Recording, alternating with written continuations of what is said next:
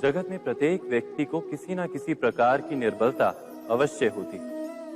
जैसे कोई बहुत तेजी से दौड़ नहीं पाता तो कोई अधिक भार नहीं उठा पाता, कोई असाध्य रोग से पीड़ित रहता है तो कोई पढ़े हुए पाठों को स्मरण में नहीं रख पाता। ऐसे अनेकों उदाहरण और भी हैं। क्या आप किसी ऐसे व्यक्ति को जानते हैं जिसे सब कुछ प्राप्त हो और हम जीवन की उस एक निर्बलता को जीवन का केंद्र मानकर जीते हैं? इस कारणवश हृदय में दुख और असंतोष रहता है सदा। निर्बलता मनुष्य को जन्म से अथवा संजोग से प्राप्त होती है, किंतु उस निर्बलता को मनुष्य का मन अपनी मर्यादा बना लेता है। किंतु कुछ व्यक्ति ऐसे भी होते हैं जो अपने पुरुषार्थ और श्रम से उस निर्बलता को पराजित कर देते हैं। क्या भेद है उनमें और अन्य लोगों में? क्या आपने कभी विचार किया है? सरल सा उत्तर है इसका। जो व्यक्ति निर्बलता से पराजित नहीं होता, जो पुरुषार्थ करने का साहस रखता है हृदय में, वो निर्बलता को पार कर जाता है। अर्थात निर्बलता अवश्य ईश्वर देता है, किंतु मर्यादा मनुष्य का मन ही निर्मित करता है। स्वयं विचार कीजिए।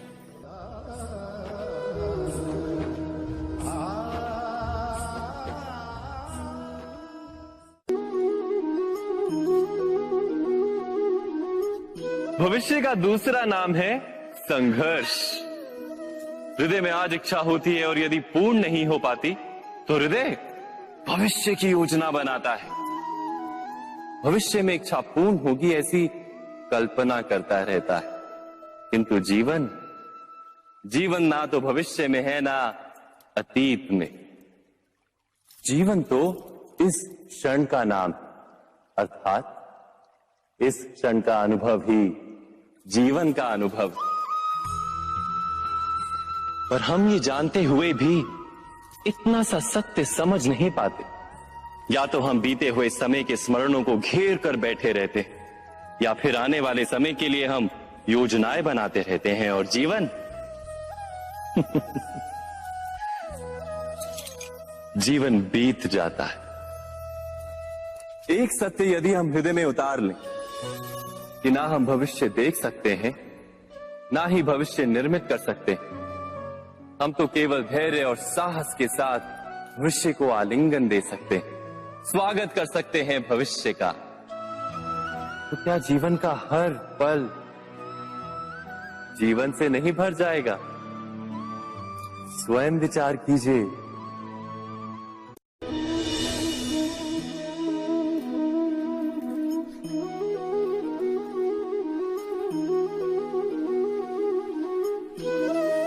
ज्ञान प्राप्ति सदा ही समर्पण से होती है, ये हम सब जानते हैं। किंतु समर्पण का वास्तविक महत्व क्या है? क्या हमने कभी विचार किया? मनुष्य का मन सदा ही ज्ञान प्राप्ति में विभिन्न बाधाओं को उत्पन्न करता है। कभी किसी अन्य विद्यार्थी से ईर्ष्या हो जाती है, कभी पढ़ाए हुए पाठों पर संदेह जन्मता है और कभी गुरु द्वारा दिया गया दंड मन को अहंकार से भर देता है। नहीं, क्या ऐसा नहीं होता? न जाने कैसे कैसे विचार मन को भटकाते हैं और मन की इसी अयोग्य स्थिति के कारण हम ज्ञान प्राप्त नहीं कर पाते। मन की योग्य स्थिति केवल समर्पण से निर्मित होती है।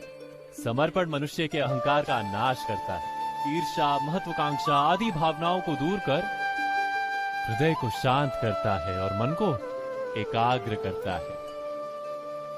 वास्तव में ईश्वर की सृष्टि में ना ज्ञान की मर्यादा है, ना ज्ञानियों की। गुरु दत्तात्रेय ने तो गाय और श्वान से भी ज्ञान प्राप्त कर लिया था। अर्थात विषय ब्रह्म ज्ञान का हो या जीवन के ज्ञान का या गुरुकुल में प्राप्त होने वाले ज्ञान का, उसकी प्राप्ति के लिए गुरु से अधिक महत्व है उस गुरु के प्रति हमारा समर्पण। क्या ये सत्य नहीं?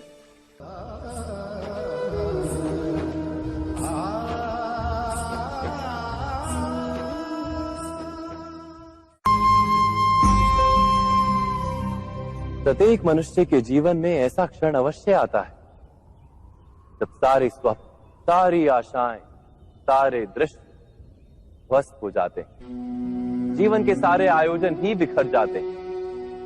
एक और धर्म होता है और दूसरी ओर सुख। इसी को धर्म संकट कहते हैं। जब धर्म का वहन ही संकट हो और धर्म का त्याग ही सुख हो। विचार कीजिए, कभी किसी स्वजन के विरुद्ध सत्य बोलने का अवसर प्राप्त हो जाता है, कभी ठीक दरिद्रता के समय सरलता से चोरी करने का मार्ग प्राप्त हो जाता है, कभी किसी शक्तिशाली राजनेता या राजा के कर्मचारी का अधर्म प्रकट हो जाता है। सबके जीवन में ऐसी घटना बनती ही रहती है। अधिकतर लोग ऐसे किसी क्षण को धर्म संकट के रूप में जान ही नहीं पाते। हमें किसी प्रकार के संघर्ष का अनुभव ही नहीं होता। सहजता से सुख की ओर खींचे चले जाते हैं, जैसे मक्खी गुड़ की ओर खींची चली जाती। वास्तव में धर्म संकट का क्षण ईश्वर के निकट जाने का क्षण होता है।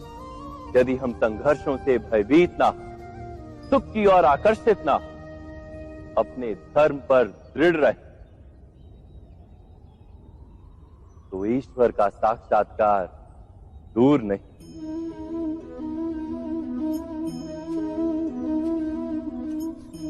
पवन से युद्ध करने वाला पत्ता यदि पेड़ से गिरता है तो भी आकाश की ओर उठता है।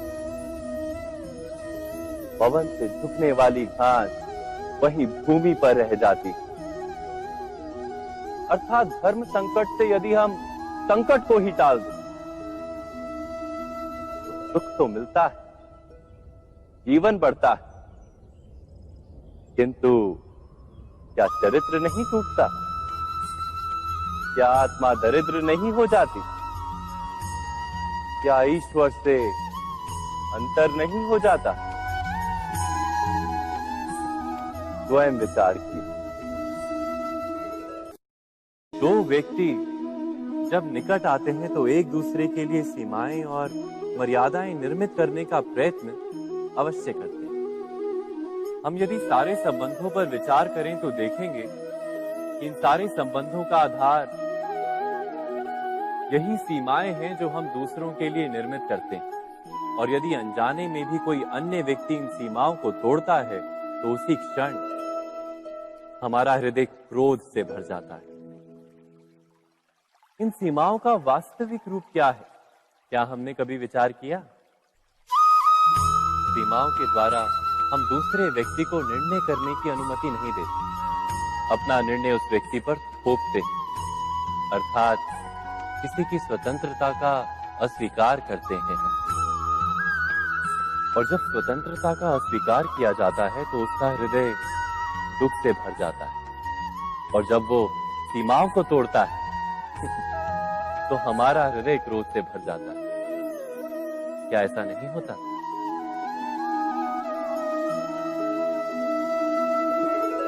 पर यदि एक दूसरे की स्वतंत्रता का सम्मान किया जाए तो किसी मर्यादाओं या सीमाओं की आवश्यकता ही नहीं होती। अर्थात जिस प्रकार स्वीकार किसी संबंध का देह है, क्या वैसे ही स्वतंत्रता किसी संबंध की आत्मा नहीं? स्वयं विचार कीजिए।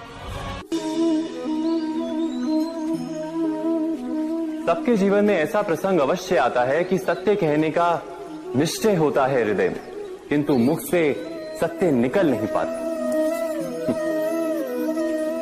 कोई भय मन को घेर लेता है। किसी घटना अथवा प्रसंग के बारे में बात करना या फिर स्वयं से कोई भूल हो जाए उसके बारे में कुछ बोलना, क्या ये सत्य है? नहीं, ये तो केवल तथ्य है। अर्थात जैसा हुआ था वैसा केवल बोल देना सामान्य सी बात, किंतु कभी कभी उस तथ्य को बोलते हुए भी